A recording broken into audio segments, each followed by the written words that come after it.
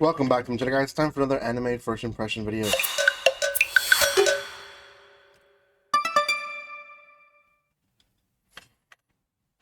Welcome once again. We're going to be talking about a new series airing on Crunchyroll. Most of these will be Crunchyroll.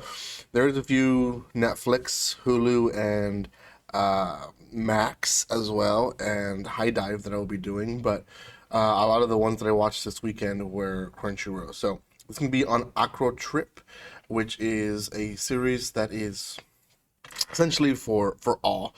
It does say 12 plus as a rating here on Crunchyroll, so if you're interested in ratings, that's where it's at. I can see why it wouldn't be for kids, just because of the action and or some of the cutesiness could be seen as fan service. So, anyways, Acrotrip can be found on Crunchyroll, and I believe when it first released, it released 2 episodes. So there's 2 episodes out right now, but by the time this video releases, there might be 3 episodes. So just FYI. It is a pretty good series when it comes to the cuteness to it and all that. It's its own genre, and I'll explain why. But not a lot of series are in this genre yet, and there is some, but not so many. Before anything though, if you haven't done so by now, subscribe to my channel. I do have quite a bit of first impression videos already released here in my channel, so if you're looking for more, go check them out. There is a few more to come this week for sure, and next week, so check those out. I do appreciate the support that you guys have been showing this channel. If you want to further support it, you guys can follow me on social media or other places by checking the description below. Okay, Acrotrip. Acrotrip follows the life of Chisuko, and Chisuko is essentially a girl. We don't know much of her in the beginning. She just is everywhere. Her mom is always moving because of her job, and she is never happy, never content with her life.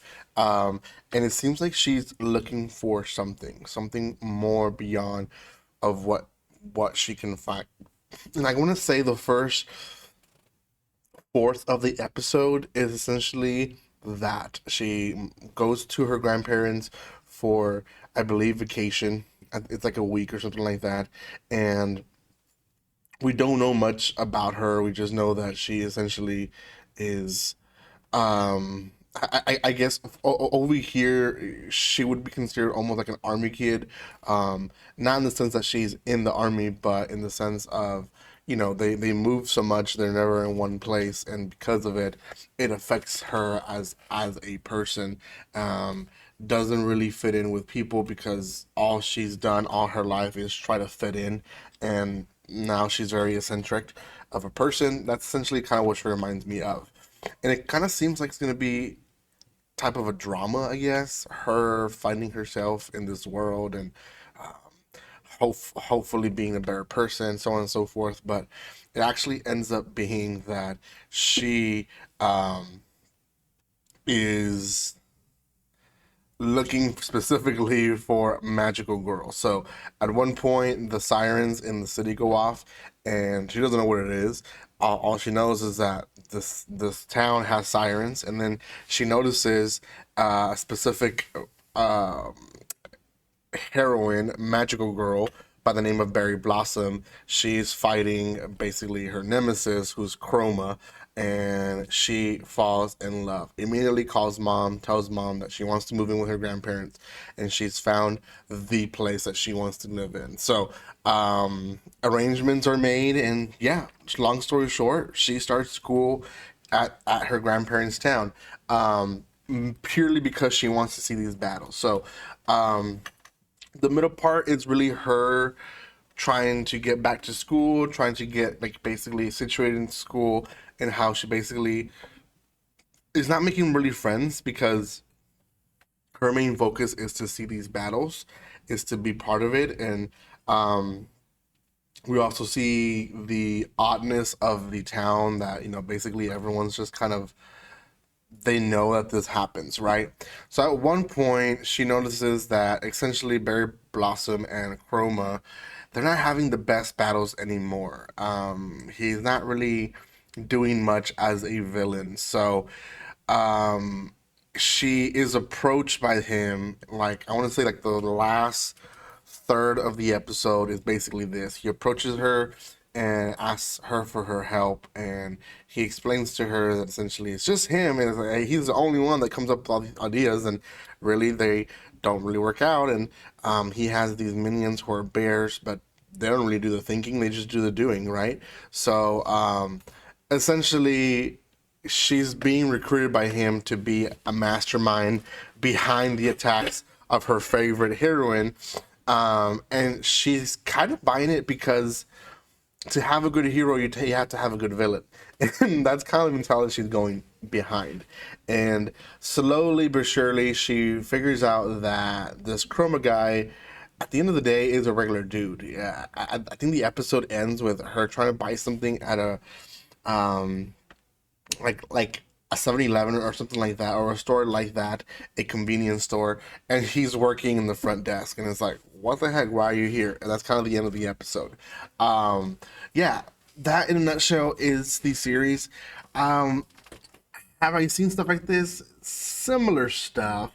I know for a while there were series where they kind of broke the fourth wall, and we saw like the background stories of like superheroes and um villains falling in love with heroes, and it was kind of like the Power Ranger style, and then some Magical Girl series as well, but mainly heroes and villains. That was the main focus, and how they could be friends or they can be lovers as well. And that's kind of what I kind of felt like they're trying to strip the whole, okay, yes, we are heroes and villains, but we also have regular lives, and we also have struggles. And one of those struggles is like running out of ideas of how to be a villain, right? So I don't think it's like completely unique, but it is unique in the sense of that.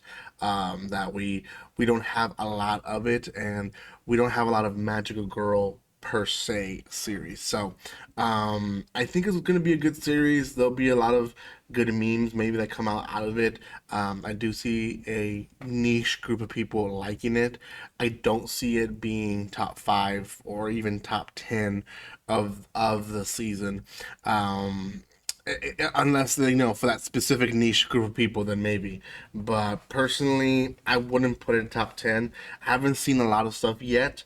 I've seen maybe 8 series so far, but I don't think this would be placed in my top 10. I know some continuing animes and some spin-offs or remakes are coming out this season that definitely will be taking some of that top 10 spots, on top of other series that are new, like Dan Dan Dan, that I'm reacting to, that I think will also deservingly take those spots as well. So I don't see it being top 10. Let me know what you guys think in the comment section. For now, it's a 6 out of 10. It's a good anime for pastime, but it's not memorable per se. So go check it out, give it some love, and thank you guys so much for your love and support. Like always, don't be strangers. See you guys.